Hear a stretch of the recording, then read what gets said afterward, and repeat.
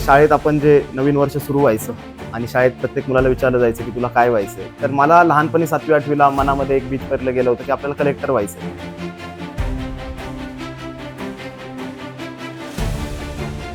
तर मी लिस्ट पहिलं मी थोडंसं डोळ्यात पाणी आलं.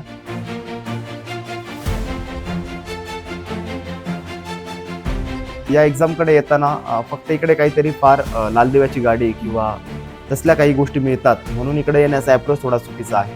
कारण ते मोटिवेशन फार काळ टिकत नाही आणि परिस्थिती वास्तविकता तशी नाही पण. सिव्हिल सर्व्हिसेस एक खूप महत्त्वाचं अंग आहे आपल्या पूर्ण भारतीय प्रशासन व्यवस्थेमध्ये. प्रेक्षको 2024ला केंद्रीय लोकसेवा आयोगामार्फत घेण्यात आलेल्या UPSC परीक्षेचा निकाल नुकताच जाहीर झालेला आहे आणि या परीक्षेमध्ये आपल्या अहिल्यानगर जिल्ह्यातील ओंकार खुंटाळे या युवकाने मोठं यश मिळवलेलं आहे. त्याच्याच यशाची यशोगाथा जाणण्यासाठी आज आपल्यासोबत चर्चा करण्यासाठी तो आयलवनगरच्या स्टुडिओमध्ये उपस्थित आहे. चला तर मग जाणून घेऊयात त्याची ही यशोगाथा आणि आजपर्यंतचा प्रवास नेमका कसा होता. नमस्कार ओंकार, तुझं नमस्कार. आयलवनगर मध्ये खूप खूप स्वागत. नमस्कार. आणि सुरुवातीला तर खूप सारं अभिनंदन की तू UPSC क्रॅक केलेली आहेस. तर माझा पहिला प्रश्न तुला असा असेल की ज्यावेळेस तुला कळालं UPSC आपण पास झालेलो आहोत, तर त्यावेळेसची रिॲक्शन नेमकी काय होती?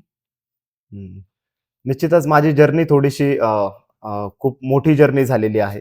हा माझा 6वा प्रयत्न होता UPSC मध्ये. मागच्या वर्षी मी इंटरव्ह्यू दिलेला होता, मात्र फायनल रिझल्ट माझा थोड्या मार्क्सने हुकला होता. त्यामुळे यावेळेस जेव्हा मी लिस्टमध्ये मी स्वतः नाव चेक केलेलं आणि ज्यावेळेस रिझल्ट आला आणि मी PDF पाहिली तर त्याचा रिप्लाय खरं तर माझ्या आनंदाश्रूंनी दिला. सगळ्यात आधी ते बाहेर आले आणि मग मी घरी फोन केला वगैरे. तर एक खूप चांगल्या पद्धतीचं एक सॅटिस्फॅक्शन त्या रिझल्ट सोबत माझ्या आयुष्यात आलंय. तर I am feeling very happy for that. बरेच मुलं प्रयत्न करत असतात आणि बऱ्याच जणांचा खडतर प्रवास असतो आणि तुझा हा प्रवास आज यशस्वी होतोय, तर काय सांगशील त्याच्याबद्दल? मला वाटतं या एक्झामची जी पद्धत आहे UPSC असेल किंवा MPSC असेल, ज्या पद्धतीचा सिलेबस आहे तो तर टफ आहेच. मात्र त्याच्या पलीकडे जाऊन हे एक्झाम तुमचा पेशन्स चेक करते. तुम्ही अपयश किती पचवू शकता, तुम्ही किती थांबू शकता, तुमच्या चुका तुम्ही कशा सुधारू शकता. तर मला असं वाटतं त्या पेशन्सचा हा माझ्यासाठी रिवॉर्ड होता. त्यामुळं जरी स्पर्धा परीक्षा करणाऱ्या मुलांच्या आयुष्यात सुरुवातीला काही अपयश असतील, खडतर परिस्थिती असेल, तरी चांगल्या प्रयत्नांनी त्यावर मात केली जाऊ शकते. तुला जेव्हा समजलं की आपण पास झालो, तर सगळ्यात आधी तू हे कुणाला सांगितलंस? अ, सगळ्यात आधी याची इंटरेस्टिंग स्टोरी आहे. मी एका कॅफेमध्ये कॉफी घेत बसलो होतो. एकट्याने मी रिझल्ट चेक केला पुण्यामध्ये. तर मी लिस्ट पहिलं मी थोडंसं डोळ्यात पाणी आलं. तर सगळ्यात आधी तर मला वाटतं कॅफे ओनरला समजलं, कारण डिश वगैरे साफ करायला ज्यावेळेस ते आलेले त्यावेळेस त्यांना कळालं. बट मी का रडतोय त्यांना माहित नव्हतं. मग आईला घरी फोन केला. बट आईने फोनच उचलला नाही माझा. मग मी दुसरा फोन वडिलांना केला आणि म्हणजे पहिली व्यक्ती वडील आहेत की ज्यांना मी माझा रिझल्ट सांगितला. त्यांची काय रिॲक्शन होती? वडील जनरली आपल्याकडे फार एक्सप्रेसिव्ह नसतात. तर वडिलांना खूप आनंद झाला. त्यांनी खूप खूप अभिनंदन वगैरे असं म्हणून एक्सप्रेस केलं. दुसरा फोन मी माझ्या वहिनींना केला, कारण आईने फोन उचलला नव्हता आणि वहिनींना मी रिझल्ट सांगितला. वहिनी रडायला लागल्या. आईकडे फोन दिला. तर आईची ती स्वाभाविक रिॲक्शन होती. डोळ्यामध्ये पाणी आणि आईने तिचे जे आराध्य दैवत आहे जगदंबा जगदंबा म्हणून तिचा नामजप केला आणि तीच मला वाटतं म्हणजे थोडक्यात reaction सगळ्यांना होती. अनपेक्षित होतं काही? ऍक्च्युली मी लास्ट इयर ज्यावेळेस इंटरव्ह्यू दिला त्यावेळेस माझी पूर्ण फॅमिली, माझा सगळा मित्रपरिवार सगळे खूप कॉन्फिडंट होते की लास्ट इयर माझं होईल. मात्र लास्ट इयर माझं झालं नव्हतं. त्यामुळं प्रत्येकाला या एक्झामची अनप्रेडिक्टेबिलिटी, अनसर्टनिटीचा थोडा फॅक्टर असतो. तो सगळ्यांना माहित होता यावर्षीही. त्यामुळं थोडंसं एक बर्डन होतं की होईल की नाही, कारण या एक्झाम मध्ये तुमचे सगळे एफर्ट्स दिल्यानंतर सुद्धा बरेचसे फॅक्टर तुमच्या आउट ऑफ कंट्रोल आहेत जे ह्या एक्झाम मध्ये येतात. तर त्यामुळं माहित होतं असंही नव्हतं. तो मोमेंट असा रॉ मोमेंट होता की कळाल्यानंतर स्वाभाविक आनंदाची रिॲक्शन आली. UPSC आपल्याला करायची हे कधी ठरवलं होतं नेमकं? तसं आता या प्रश्नाचं उत्तर ते शाळेत आपण जे नवीन वर्ष सुरू व्हायचं आणि शाळेत प्रत्येक मुलाला विचारलं जायचं की तुला काय व्हायचंय, तर मला लहानपणी 7वी-8वीला मनामध्ये एक बीज पेरलं गेलं होतं की आपल्याला कलेक्टर व्हायचंय. त्यावेळेस माझ्या भावानी मला तो शब्द सांगितला होता. न्यूजपेपरमध्ये मी ते वाचलं होतं. मात्र मी खरा त्याचा विचार केला 11वी-12वीला. माझा अजून एक मित्र होता माझ्यासोबत क्लासला. त्याने आणि मी मिळून डिसाईड केलं. तो आनंदाची गोष्ट अशी आहे, तो आता IPS ऑलरेडी आहे. 2021ला त्याचं सिलेक्शन झालेलं. तो आता मालेगावला SDPO म्हणून काम करतोय, IPS सूरज गुंजाळ. तर आम्ही दोघांनी 11वी-12वीला ठरवलं होतं की आपल्याला UPSC करायचं. अच्छा. आता बघ, तू युपीएससी पास झालाय, सगळीकडून कौतुकाचा वर्षाव होतोय. सगळ्यांना हे दिसतंय की तू युपीएससी पास झालाय. पण या पासिंग मागं किंवा या यशामागं खूप मोठा खडतर प्रवास असतो, सगळे कष्ट असतात. तर तू नेमका तुझा खडतर प्रवास काय आहे आणि कसा अभ्यास केलाय या परीक्षेचा? खरं म्हणजे माझ्या बाबतीत सांगायचं झालं तर मी थोडा लकी पण आहे. हं. कारण घरी आर्थिक परिस्थिती जरी नाजूक आणि बेताची नॉर्मल असली, एक नॉर्मल मिडल क्लास फॅमिली सारखी, तरी माझ्या घरच्यांनी शिक्षणावर प्रचंड पहिली प्रायोरिटी शिक्षण आहे आमच्या घरामध्ये. हं. त्यामुळे त्यांनी मला खूप ॲक्टिव्हली बॅकिंग केलं. आणि माझ्या बाबतीत एक गोष्ट अशी घडली, की मी यूपीएससी सुरू करण्याचा काळ आणि माझ्या मोठ्या भावाने त्याचा व्यवसाय सुरू करण्याचा काळ एकच होता. त्यामुळं मी घरात सगळ्यात लहान असल्यामुळं कौटुंबिक जबाबदाऱ्या माझ्यावर आल्या नाहीत. माझा भाऊ ते पेलण्यासाठी तोपर्यंत उतरला होता. त्यामुळे मला प्रचंड वेळ मिळाला अभ्यासाला. त्यामुळे माझ्या आयुष्यातला संघर्ष पैशाचा वगैरे कधी फार नव्हता. कमी पैशात मी गोष्ट भागवल्या ही गोष्ट खरी आहे. मात्र फार संघर्ष मला त्या फ्रंटवर करावा लागला नाही. खरा संघर्ष होता, की मी माझी सायकॉलॉजी या अपयशामध्ये मी कशी मेंटेन करतोय, तो पेशन्स मी कसा टिकवून ठेवतोय. आणि मला वाटतं ती गोष्ट मी या एक्झाममध्ये पुढे सरकत होतो. मी 3 मेन्स दिल्या. हा माझा दुसरा इंटरव्ह्यू होता. त्यामुळे ते एक कंटिन्यू मोटिव्हेशन होतं, की आपलं मेन्सचा कॉल येतोय, आपल्याला इंटरव्ह्यूचा कॉल येतोय. सो मी फक्त चुकांवर काम करत राहिलो आणि मला वाटतं तेच गोष्ट मला खूप हेल्प केली त्या गोष्टीत. अभ्यास नगरमध्येच केला की कुठं दुसरीकडे क्लासेस वगैरे असं? मी कॉलेजला मी नगरलाच होतो 3 वर्ष. मी बीएससी केमिस्ट्री केलेलं आहे नगरमधूनच. तर त्या काळात तर मी नगरमधूनच अभ्यास केला. नगरमधल्या बऱ्याच लायब्ररीत मी काही काळ व्यतीत केलेला आहे. त्या काळात मी अवांतर वगैरे वाचन फार करायचो. बट माझा यूपीएससीचा खरा अभ्यासाचा काळ मी पुण्यात व्यतीत केलाय.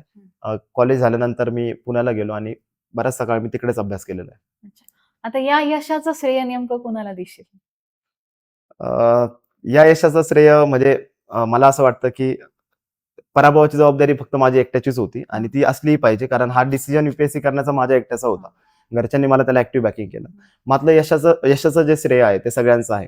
याच्यामध्ये स्पेशली माझे आई वडील आहेत, माझा पूर्ण परिवार आहे.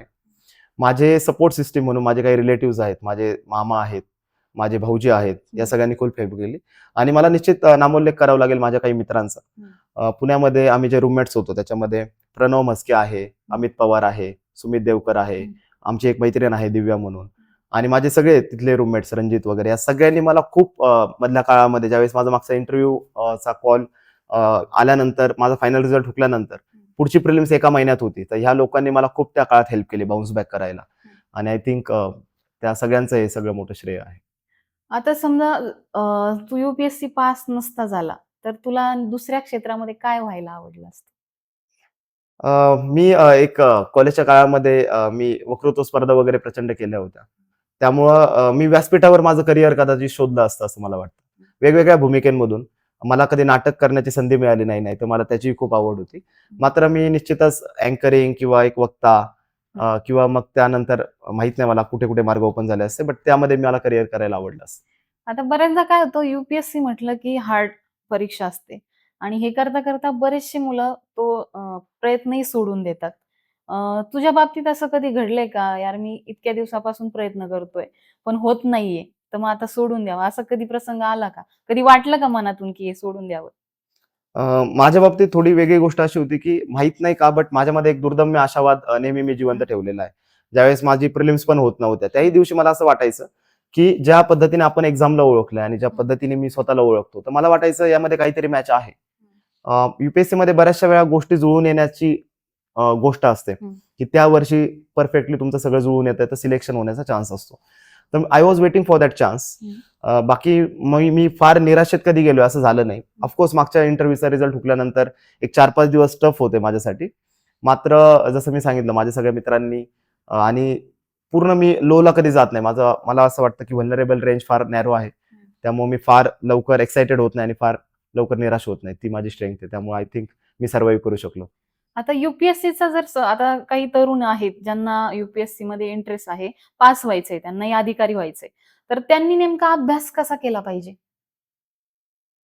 मला असं वाटतं की सगळ्यात पहिल्यांदा महत्त्वाची गोष्ट हीच आहे की आपण एक्झामला ओळखलं पाहिजे. कारण ह्या एक्झामला एक डेफिनाइट सिलेबस दिलेला असतो. त्याला प्रिव्हियस इयर क्वेश्चन त्यांनी पेपर्स मार्केटमध्ये अवेलेबल असतात. तर ते सिलेबस आणि प्रिव्हियस इयर क्वेश्चन याची जर आपण सांगड घातली, तर नक्की काय वाचायचंय, किती वाचायचंय, कितपत वाचायचंय, त्याचे रिव्हिजन किती करायचे याचा संपूर्ण अंदाज आपल्याला लागतो. तर मला असं वाटतं की जे तरुण तरुणी स्पर्धा परीक्षा करण्यात इच्छुक आहेत तर त्यांनी आधी एक्झामला ओळखणं गरजेचं आहे. त्यासोबतच स्वतःची थोडी ओळख असणं गरजेचं आहे की आपल्या स्ट्रेंथ काय आहेत, आपल्या विकनेस काय आहेत आणि त्यानुसार त्या ट्विक करणं. मला वाटतं दॅट्स द मोस्ट प्रॅग्मॅटिक आणि smart approach to tackle this exam. आता युपीएससी म्हटलं की प्रिलिम्स आली, त्याच्यानंतर मेन्स आली आणि फायनल इंटरव्ह्यू असतो. तर इंटरव्ह्यूचा तुझा एक्सपिरियन्स कसा होता? एवढे मोठे मोठे दिग्गज आपल्या समोर असतात आणि बरेच मुलं इंटरव्ह्यूलाच फेल होतात. तुझा असा काय अनुभव आहे त्यात? इंटरव्ह्यूची प्रोसेस खूप मोठी लर्निंग प्रोसेस असते प्रत्येक ऍस्पिरंटच्या आयुष्यामध्ये. कारण तुम्ही स्वतःला ओळखायला शिकता त्या काळामध्ये. फॉर एक्झाम्पल माझं नाव ओमकार आहे. तर आपण जनरल आयुष्यात विचार करत नाही की माझ्या नावाचा अर्थ काय असेल किंवा माझं नाव कुणी ठेवलं असेल. बट इंटरव्ह्यूच्या निमित्तानं तुम्हाला अशा तुमच्या प्रत्येक आजूबाजूच्या गोष्टींचा, तुमच्या जिल्ह्याचा, तुमच्या गावाचा, तुमच्या क्षेत्राशी संबंधित प्रत्येक गोष्टींचा, निगडित गोष्टींचा अभ्यास करायची संधी मिळते. तर ती पूर्ण एक लर्निंग फेज खूप मजेशीर प्रक्रिया आहे ती. आणि ऍक्च्युअली इंटरव्ह्यू युपीएससीचा 5 जणांचं समोर पॅनल बसलेलं असतं. त्यामध्ये खूप सिनियर अधिकारी असतात की ज्यांचं नाव आपण न्यूजपेपरमध्ये ऐकलंय. त्यांना भेटण्याची, त्यांच्याशी संवाद साधण्याची आपल्याला संधी त्या ठिकाणी मिळते. थोडीशी मनामध्ये भीती असते, प्रेशर असतं. मात्र ती एक प्रोसेस अशी आहे की ती तुम्हाला त्या मोमेंट पुरतं बनवते. तेवढा कॉन्फिडंट राहून तुम्ही कसं तो काळ मॅनेज करून बाहेर येता. मला असं वाटतं that is most interesting phase in the whole exam process. आता एमपीएससी पण असते, युपीएससी पण असते. पण युपीएससीच करायचं हे ध्येय तुझ्या समोर का होतं? युपीएससीच का? ह्याचं कारण असं होतं की आतापर्यंत युपीएससी आणि एमपीएससीचा पॅटर्न दोन्हीमध्ये वेगळा होता. हो. एमपीएससीची मेन्स एक्झाम सुद्धा ऑब्जेक्टिव्ह आहे, जी एमसीक्यू बेस्ड आहे. मात्र युपीएससीची जी मेन्स आहे ती वर्णनात्मक आहे, डिस्क्रिप्टिव्ह. तर मला लहानपणीपासून थोडं लिखाणाची आवड होते, ज्याच्यामध्ये मी माझे भाषण स्वतः लिहायचो. थोडं क्रिएटिव्ह रायटिंग करण्याचं माझा कल असायचा. त्यामुळे मला असं वाटलं की युपीएससी जी डिस्क्रिप्टिव्ह आहे ती आपल्यासाठी जास्त म्हणजे चांगलं एक मैदान आहे. त्यामुळे मी इकडे आलो. मात्र आता 2025 पासून एमपीएससीचाही सिलेबस सेम युपीएससी सारखा झालाय. त्यामुळे आता महाराष्ट्रातल्या मुलांना इथून पुढे भविष्यात फक्त युपीएससी किंवा एमपीएससी का करतो असा प्रश्न विचारला जाणार नाही. कारण दोन्ही एक्झामचा सिलेबस एक आहे. त्यामुळे ते दोन्ही एक्झाम सोबत करू शकतील. ही खूप चांगली पर्वणी येणाऱ्या काळात आहे. आता प्रत्येक क्षेत्रामध्ये कुठलाही व्यक्ती असला तर त्याच्यासमोर एक आदर्श असतो. या क्षेत्रामध्ये तुझा कोण आदर्श होता का? या क्षेत्रामध्ये तसं माझ्या आयुष्यातला सगळ्यात मोठा आदर्श आपल्या सर्वांचं प्रेरणास्थान छत्रपती शिवाजी महाराज हेच आहेत.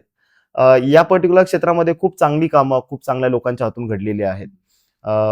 मला वाटतं नामोल्लेख करण्यापेक्षा त्यांचं काम खूप मोठं आहे. प्रत्येक आपण प्रशासनामध्ये बघतो एक सामान्य कुठली तरी एक आयडिया येते आणि ती बऱ्याच जणांचं आयुष्य बदलवते.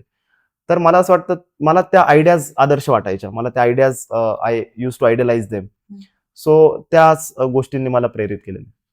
आता इंटरव्ह्यू झाला तुझा, त्यामध्ये असा एखादा प्रश्न होता का, की जो तू कल्पनाही केली नव्हती, की समोरचा आपल्याला विचारणार आहे? येस. फायनल इंटरव्ह्यू मध्ये बऱ्याच वेळा असं होतं की अचानक वेगळा क्वेश्चन येतो जो आपण एक्सपेक्ट केलेला नसतो. मला विचारलं होतं फायनल इंटरव्ह्यूला की रामायण आणि महाभारतामध्ये त्या 2 इपिक्स मध्ये मेसेज सेम आहे की डिफरंट आहे? एकच मेसेज आहे की डिफरंट? तो थोडा अनएक्सपेक्टेड होता, बट मी तो टॅकल केला होता. जर अशी वेळ आली तर कशी समय सूचकता दाखवू शकतो आपण?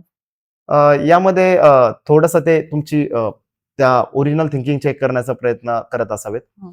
तर यामध्ये आता माझ्या केसमध्ये रामायण महाभारताचा अभ्यास माझा वैयक्तिक खूप चांगला होता. मला त्याची खूप आवड होती. त्यामुळं मी बोलताना ते चांगल्या पद्धतीने समअप करू शकलो. मी असं म्हटलं होतं की रामाचा जो धर्म आहे तो सरळ लाईनीमध्ये जातो. त्याला एक चौकट आहे ज्याला आपण आयडियल फ्रेम म्हणतो. रामाचं वागणं, बोलणं, चालणं सगळं आयडियल होतं. मात्र कृष्णाचं अप्रोच हा खूप रॅडिकली डिफरंट आहे. कृष्णाने नेहमी मोठ्या धर्मासाठी गेलाय. छोटे छोटे धर्म पाळण्यापेक्षा मोठा धर्म पाळायचा असतो हे कृष्णाने आपल्याला शिकवलं. तर मी ते उत्तर असं दिलं होतं की मला असं वाटतं की दोन्ही इपिक्स मध्ये मेसेज एकच आहे की there should be always fight for dharma and justice. धर्मासाठी लढलंच पाहिजे. त्याचे मार्ग 2 वेगळे असू शकतात. एक आयडियल असू शकतो आणि एक कृष्णासारखा थोडासा वाकडा तिकडा किंवा मोठ्या धर्माकडे जाणारा असू शकतो. आता तुझ्यासोबत इतरही मित्र असतील जे अभ्यास करत होते, तर त्यांचंही सिलेक्शन झाले, की तू त्यातून एकटा आहे? नाही, आमच्या ग्रुपमध्ये मिक्स रिझल्ट आला. बऱ्याच जणांचे सिलेक्शन झाले आणि ऑफकोर्स बऱ्याच जणांचे हुकले सुद्धा. मात्र या रिझल्टची एक गोष्ट अशी असते की जे मुलं इंटरव्ह्यूला येतात तर it's like a cream of whole India. मला असं वाटतं होणाऱ्यांमध्ये फार फरक नाहीये क्वालिटेटिव्हली. फक्त कदाचित त्या दिवशी गोष्टी जुळून आल्या नाही त्यांच्या फेवरमध्ये. Last year I was the one की ज्याचं झालं नव्हतं. तर फक्त गोष्टी जुळून येण्याचा खेळ, बट क्वालिटेटिव्हली सगळेजण इक्वली डिझर्विंग असतात. सो मला बिलकुल वाटत नाही की त्यांच्या कष्टामध्ये काही कमी पडलंय वगैरे. माझ्यापेक्षाही खूप डिझर्विंग लोक कदाचित यावर्षी लिस्टच्या बाहेर असतील. सो ह्या एक्झाम मध्ये थोडासा तो अनप्रेडिक्टेबिलिटीचा फॅक्टर आहे, बट पेशन्स ठेवणं हीच मला वाटतं एक की आहे त्यामध्ये. आता गव्हर्नमेंट कडून कुठलं खातं तुला मिळू शकतं? सध्या माझा जो रँक आलाय 673, यानुसार मला IRS मिळण्याची शक्यता आहे, इंडियन रेव्हेन्यू सर्व्हिस, ज्याच्यामध्ये कस्टम आणि इन्कम टॅक्स अशा 2 सर्व्हिस असतात. त्यापैकी एक I am expecting that I will get.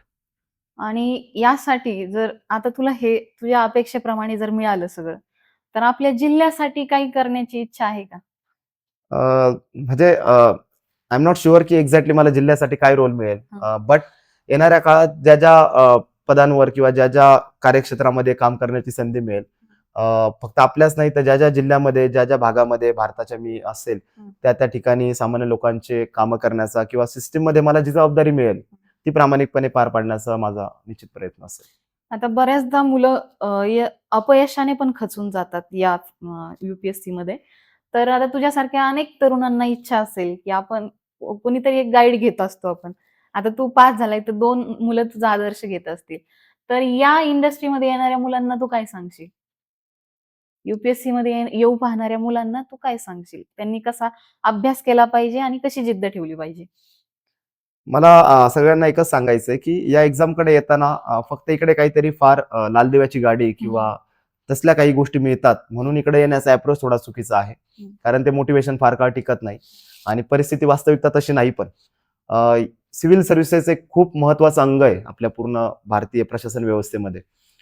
Sardar Vallabhbhai Patelji त्याला स्टील फ्रेम ऑफ इंडिया म्हटले होते. इकडे जबाबदाऱ्याही असतात, तुमचे कर्तव्य पार पाडणं खूप कठीण पण असतं. त्यामुळे इकडे येताना स्वतःला आधी ओळखणं गरजेचं आहे. मला निश्चितपणे आवड आहे का प्रशासनामध्ये जाण्याची. मी कॉलेजच्या काळामध्ये स्नेहालयासारख्या NGO सोबत भरपूर काम केलेलं होतं. आम्ही गावामध्ये आत्मनिर्भर फाउंडेशनच्या मार्फत सुद्धा आम्ही खूप कामं केलेली होती. त्यामुळे ग्राउंड टच मला नेहमी होता. त्यामुळे तो ग्राउंड टच असणं, तुम्हाला त्याची वैयक्तिक आवड असणं, काम करण्यासाठी काहीतरी झोकून देण्याची क्षमता असणं, ते ओळखून मला वाटतं इकडे यायला हवं. आणि अभ्यासाच्या बाबतीत मला असं वाटतं की ज्या पद्धतीने मी आधी बोललो की एक्झामला ओळखून आणि तुमच्या स्ट्रेंथ ओळखून जर तुम्ही ते करू शकाल तर होण्याजोगं आहे. बऱ्याचशा प्रश्नांची उत्तर आपण घेतलेली आहेत. तुला तुझ्या पुढच्या वाटचालीसाठी खूप खूप शुभेच्छा आणि तुझ्या हातून नक्कीच नगरसाठी काहीतरी मिळेल ही सदिच्छा व्यक्त करते. थँक्यू. आणि जसं या चॅनलचं नाव आहे त्याचप्रमाणे I also love Nagar. That's why येणाऱ्या काळात निश्चितच नगरसाठी कुठल्याही माझ्या ज्याही भूमिकेतून करता येईल मी निश्चितच करेल. थँक्यू मला या ठिकाणी बोलवलं. आताच आपण आपल्या अहिल्यानगर मधून UPSC परीक्षा पास झालेल्या ओंकार खुंटाळेशी गप्पा मारलेल्या आहेत. असेच नवनवीन चेहरे आम्ही सतत तुमच्या भेटीला घेऊन येणारच आहोत. तुर्तास मात्र या कार्यक्रमामध्ये वेळ झालेली आहे इथेच थांबण्याची. धन्यवाद. सोशल मीडियाच्या भाऊ गर्दीत विश्वासार्हतेने चकाकणारे नाव म्हणजे लेट्सअप मराठी. सगळ्यांना, सगळ्या नागरिकांना ती स्पीच, ती लेट्सअप वरील मुलाखती म्हणजे विचारांचा खजिना. त्यानंतरच्या निवडणुकीमध्ये मला सोडून गेले. बातम्या केवळ वस्तुस्थिती सांगणाऱ्या, न प्रोपगंडा, फक्त जनतेचा अजेंडा. क्योंकि आने वाला कल जाने वाला है, जाने वाला कल आने वाला है. राजकारण, मनोरंजन असो की क्रीडा क्षेत्र, महाराष्ट्राची स्पंदने संवेदनशीलतेने टिपणारे माध्यम म्हणजे लेट्सअप मराठी. जगासोबत एक पाऊल पुढे राहण्यासाठी लेट्सअपचे ॲप, सोशल मीडिया आणि वेबसाईट सोबत कनेक्टेड रहा.